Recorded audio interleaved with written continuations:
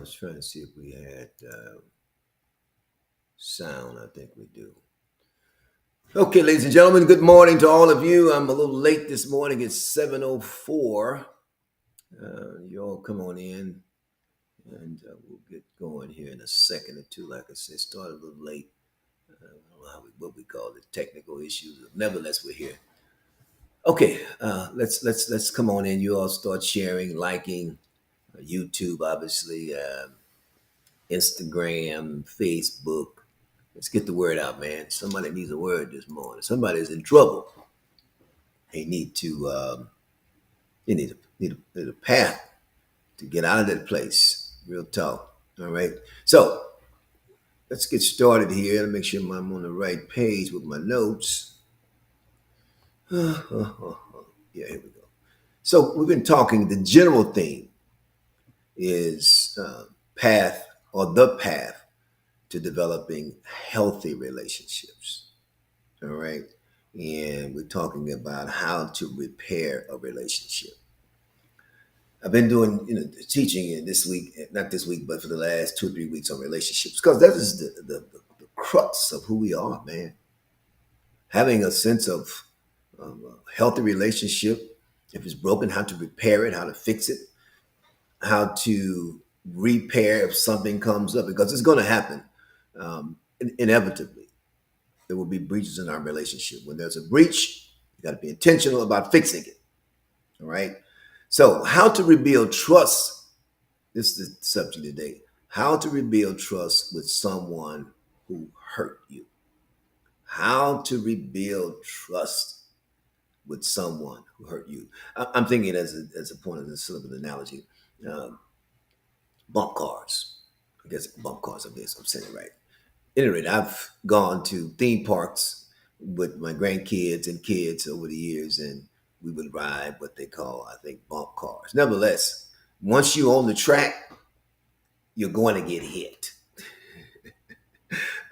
It's just a fact. They buckle you down and strap you in, but as you in that environment, boom, boom, boom, you're going to get hit. All right, and that's how it's in relationships. It's like riding in a bump car. You're going to get hit. So, how to rebuild trust with someone who hurt you? Trust is defined as firm belief in the character, strength, or trust, or truth of someone or something. All right. Again, it's a firm belief in the character, strength, or truth of someone or something. So nothing hurts. Listen to me. Trust is everything. It's everything. And when that has been violated, when there's a breach, you got to figure out how to rebuild it. All right. You can't fix this with flowers and candy and vacation. You can be on vacation with your spouse, your husband, your wife, or with your children, or whoever. And if the trust is not there, that island and that blue water and the white sand will not fix that. 7 days of misery, 3 days on the cruise. Hello, somebody. You're at work, in an environment where there has been a violation of trust. All right. So nothing hurts more than feeling betrayed by someone you love and trust. Betrayal can come in many forms, such as dishonesty, disloyalty, unfaithfulness, or withholding. Each of these feels like a moral violation that cuts to the core of your emotional soul and plunges you into a place of deep psychological distress. Man, that's some heavy stuff there. Deep psychological distress, where the offense, the violation is on your mind because you're hurting. You're hurting. All right. And I don't know about you all, but betrayal hurts. It hurts. When there's a violation in a relationship, it hurts.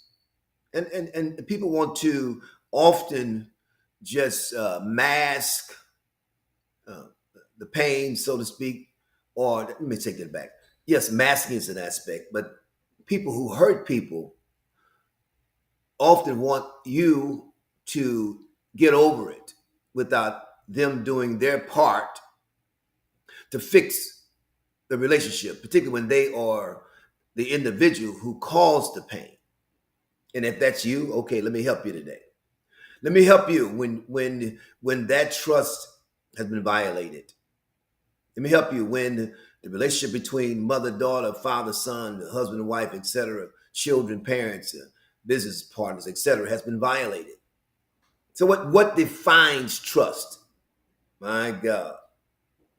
And let me acts of kindness are wonderful. I applaud you when you demonstrate and when you display acts of kindness. That's good. But acts of kindness do not equate to trust. Someone can be good to you, but if trust has been violated, it's got to be fixed if you hope to have a healthy relationship, right? So there are 5 characteristics of trust. And I'll be quick with this today. Number 1, integrity. Integrity. Integrity means doing the right thing at all times and in all circumstances, whether or not anyone is watching. Integrity means that you are whole. You have integrity. You know what I mean. You. That means that you're doing the right thing. It's not based upon how I feel. It's called integrity. The second trait or characteristic of trust is honesty. One writer says, whoever is careless with the truth in small matters cannot be trusted with important matters. Honesty, man. Some folk are just not honest. Man, that's just good stuff, man. You cannot build trust with your spouse, your children, your mother, friends, whatever the case may be, if you're not honest. You're not honest. All right. And when people are not honest, they are careless with the truth. If there's a breach in relationship, you got to be honest. You got to be honesty really embraces transparency, which is another, I'm going to talk about that in a minute, but it embraces you being true or truthful. All right. And you recognize that I have not been truthful. The third one is consistency. You will not rebuild trust if you're not consistent, man. That's real talk. I know this is some heavy stuff because some of y'all probably feeling this right now. It feels like, oh God. Yeah, it's like that. All right. You gotta be consistent. Your word must be your word. You must do what you say you're going to do and not make excuses. You got to be faithful. You got to be, accountable, consistent. Missing in action. Well, I didn't know you was calling me. My phone was off. No. Especially when you violated the trust, you got to be consistent with your word, your actions. Because I'm going to tell you something. If you're not consistent, hear me today. You will find yourself in a relationship with a sequel of setbacks. Because whatever progression or progress you've made in the moment will be lost as a result of you not being consistent.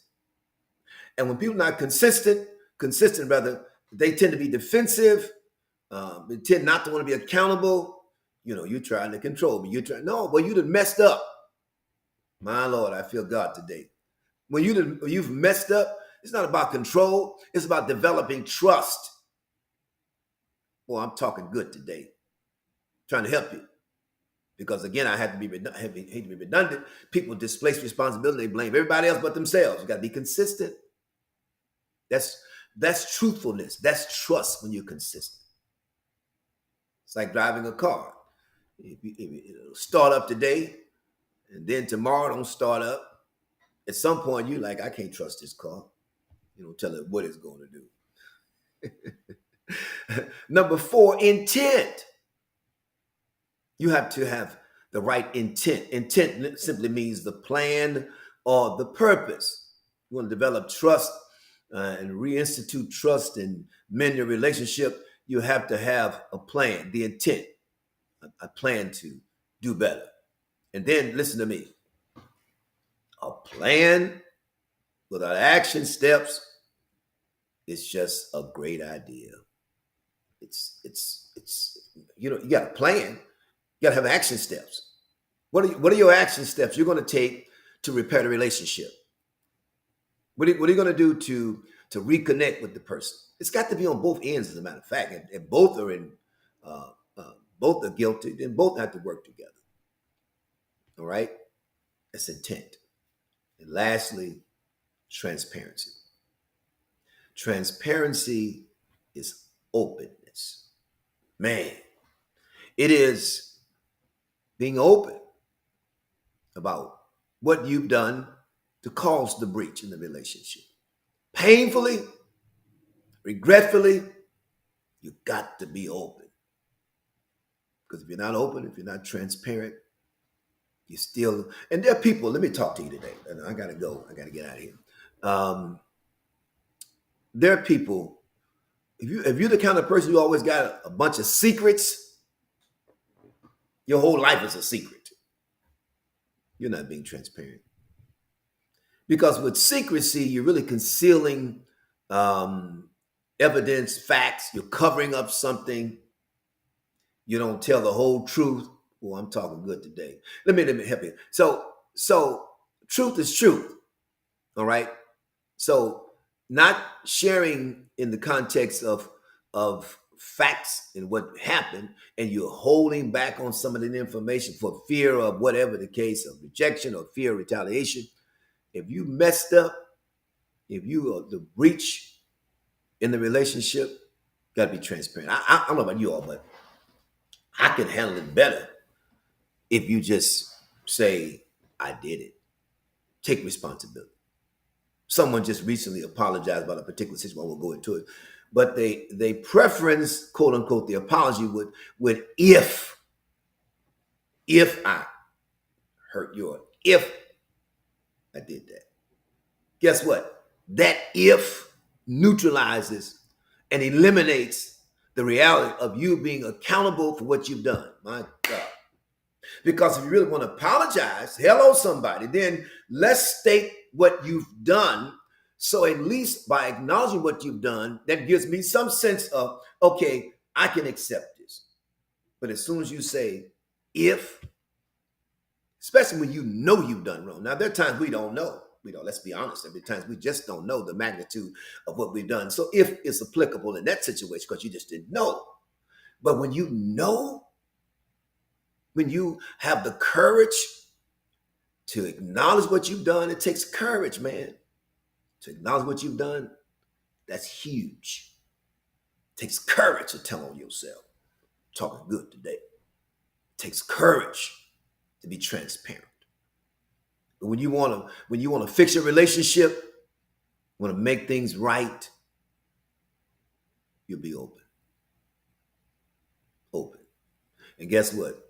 When you know you've done wrong, don't say if.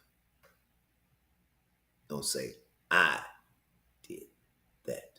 I messed up. I am the cause. I should not have said that. I, personal pronoun, means you taking responsibility. When you say if, that apology, if the evidence clearly indicates you've done this, don't say if. Well, Your Honor, if they got the video footage of you robbing the bank and leaving the bank with the money in your hand, you're in the getaway car, and well, Your Honor, if I robbed the bank, then I want to apologize, Your Honor.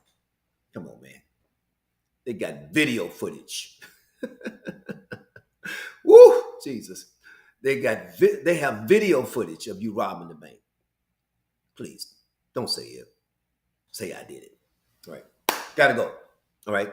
I'm trying to help you understand something today, because if you're gonna build a relationship, you gotta take the right posture. All right. Gotta go. Y'all be blessed. All right. We're talking about repairing our relationships now. All right. Don't blame someone else. Do your part. Let's get the word out, man. Let's share. Be blessed.